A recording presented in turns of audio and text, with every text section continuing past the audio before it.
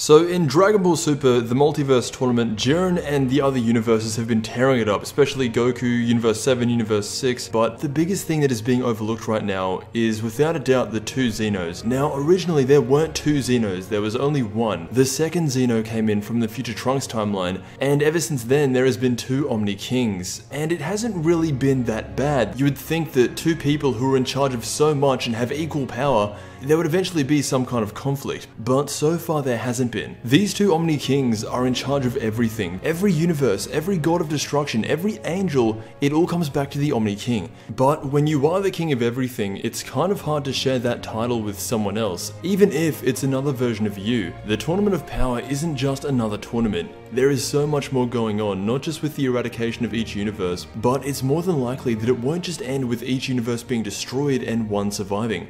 Just like the last tournament, there was a twist, and it was the introduction of the first Omni King. Now that there's two Omni Kings, they're supposed to be the same, but they aren't. For the plot moving forward of Dragon Ball Super, it makes sense to introduce a second Omni King.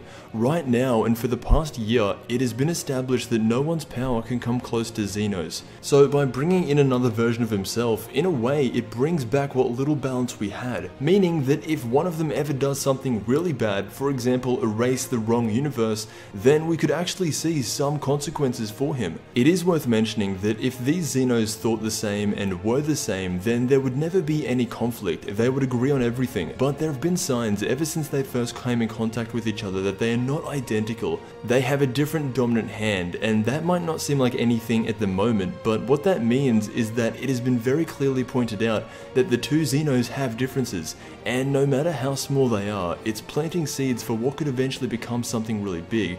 The two Xenos so far watching the tournament look really happy next to each other. They're in agreement every time we see them and don't ever look like having any sign of conflict. But that will change. There is a reason the second Omni King was brought in, and although we're yet to see it, I do feel like it will come by the end of the tournament. A conflict between the two Omni Kings.